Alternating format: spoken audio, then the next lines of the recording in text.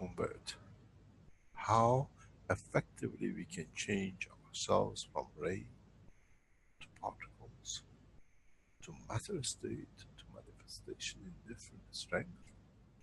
This understanding of the totality of the motion of the plasmatic fields, it's slowing down this transfer and the balance between gravitational magnetic fields of this entity. In so many ways, when you arrive as a light, as a beam, as a particle, as whatever you want to call it, then how do you open up?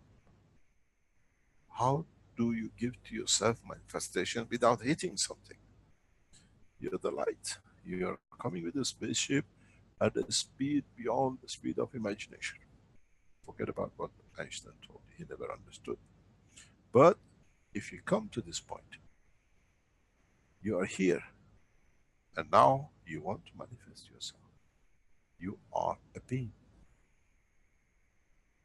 You are not a spherical. The only way you might be able to exist and confirm your existence is to convert to a plasma. In a way, a plasma that can balance itself in the dimension of the rotation and strength. If you try to balance this, not only you have to rotate in this direction, but you have to rotate in this direction too.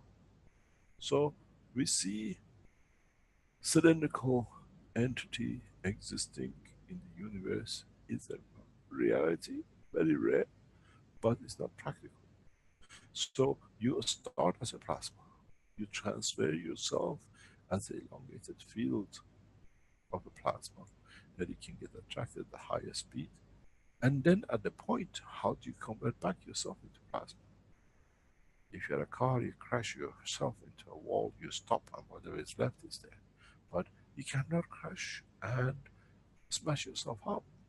In a spaceship you travel, or using the soul of the man. How do we convert?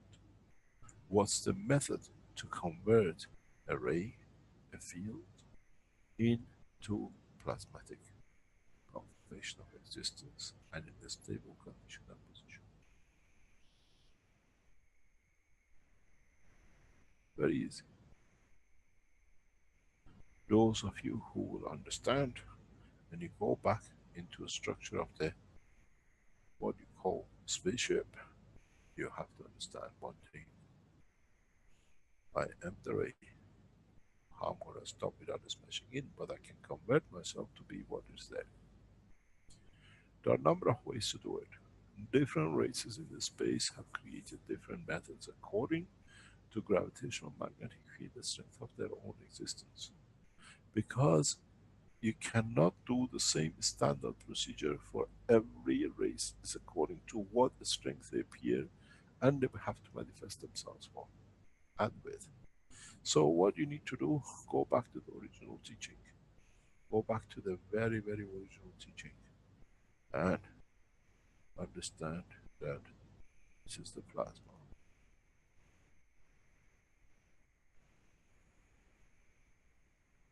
It comes in the center and elongates. This is how a plasmatic field of a ray or a field or a light looks like. Because it's gravitated, is pulled to a weaker point in the front and a stronger point in the back, according to the direction of motion. So what do you need to do? All you need to do is to hook this back to here, and hook is magnetical to the front. And what happens? Plasma just opens up. It changes itself from the light into a spherical shape without any damage. The process can be very rapid. It's literally you hang your gravitational field and magnetic field in the opposite way. So the bundle opens up. And because you have a continuous flow, it makes itself shape of a sphere, or in the shape of what it has to be in dimension in that environment. So if you understand this, even for those who work with transmutation of the field, very easy. You receive the rays of the sun, you change your system, and then you can see it becomes gold. If you change it in a different way, the same thing becomes silver, and if you change it a slightly other way, the other thing becomes mercury or copper or ash. So to become copper, it has to go through this at a given specific point of anchoring. At this point, if it anchors, it's copper. At this point, if it anchors, it becomes gold. Or does it become hydrogen? Depending on its environment. And then if it anchors closer, it becomes plutonium. So at the point of the strength of the connection, we decide the conversion of the plasma to any entity we need. You do not need to put two reactors opposite to each other. You got to learn the process of the interaction and linking up of the fields. We all have spoken, you put one magnet or one system on the other, and then this adds to the totality. But how far do we understand this process? How far can we expand the knowledge? Because in space, we do not have time to think, am I right, am I wrong, can I put the brakes on? Because if you put a brake on in the wrong place, here you want it to be copper, sorry about that, you choose the wrong anchoring, you end up becoming hydrogen. Here you're floating, here you're sinking. Here you're an amino acid for the birds, here you're a lion in the direction of the other entities.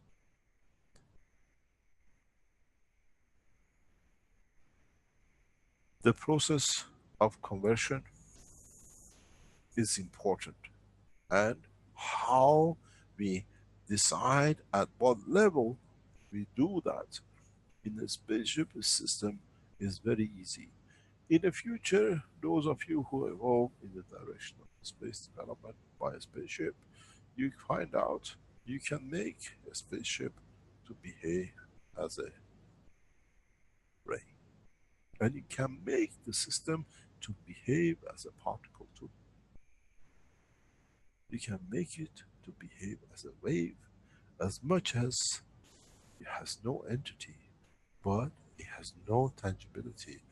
But at the point of manifestation, it can switch from one to another.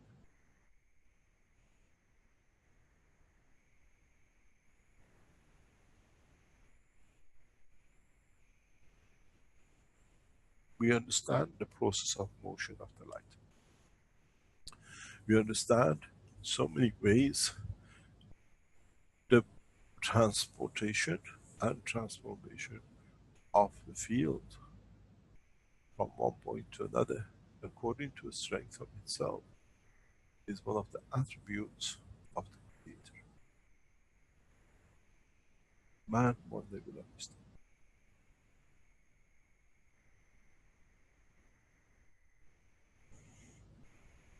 It's us that within our physicality, dimension of existence, we create what we call, by interaction of collection of gases, what we call the soul of the man.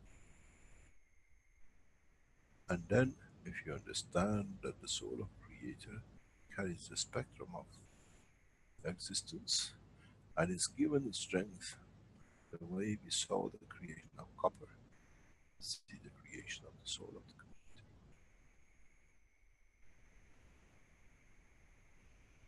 It has to be in a given condition that it gives it the confirmation of existence. So it does not matter how many universes and unicos part, and the universes and galaxies and the rest are on the path, as you have created the dimension of the existence in the full spectrum of the energy. If you remember, understand how the Creator is within me and I am part of the Creator. I come from the light of His existence. And at this point, I manifest myself through the knowledge of His existence. But how does the Creator moves from being its totality to be in the existence of the soul of the man?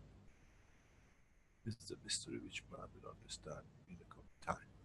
But if you understood the motion of the creation of the plasma to its point that it manifests itself in a matter state as copper or whatever, there cannot be any difference in the world of creation between the Creator and what He has manifested itself as a soul of the man. I made man in the image of myself.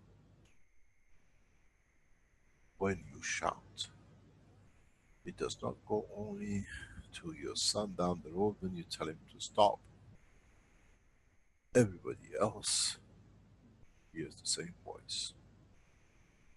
So is the beauty of the Creator. When He shines, everyone receives the same. And if man understands this, in a very simple way, he can find the path of his Creator. To what we call the origin, the beginning.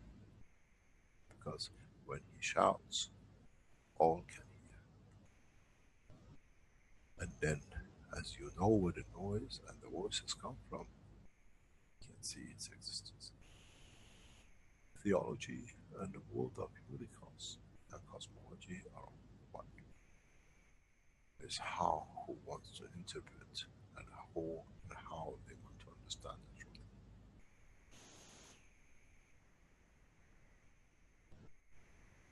So if the light comes from the inner existence of the sun and its transformation and its transportation and its transmutation, on arriving to the earth, it becomes copper.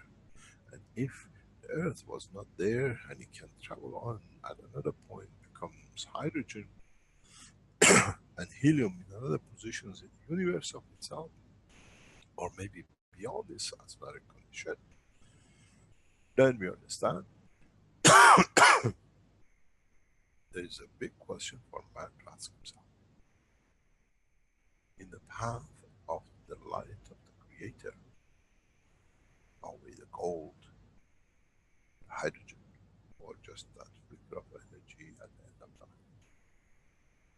That one day, in collectiveness of returning back to what it is, will become another part of the soul of the Creator, as the rain goes into, comes back to, as the fields of the sun go to and come back down to the earth, Pluto, over. Man has to understand there is no and nothing at all any different in any realm of the creation.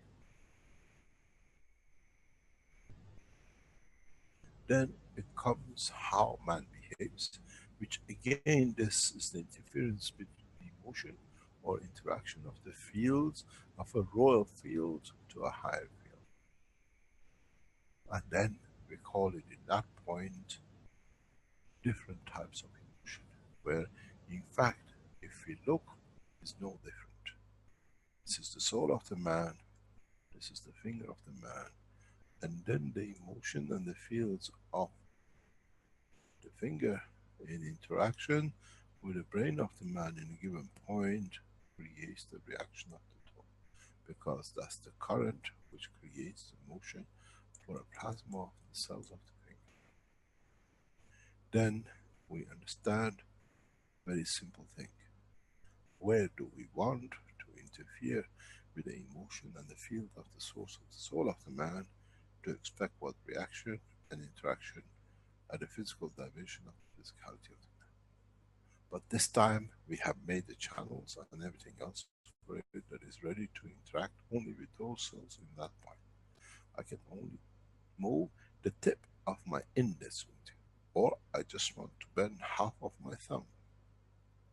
Or I only want to bend half of my wrist, left or right, up or down. Then man understands a very simple principle. And that is, to travel in the depth of universe, man has to understand the operation of the fields as what he calls the light. And the sooner we understand this, the faster man will evolve in a new dimension.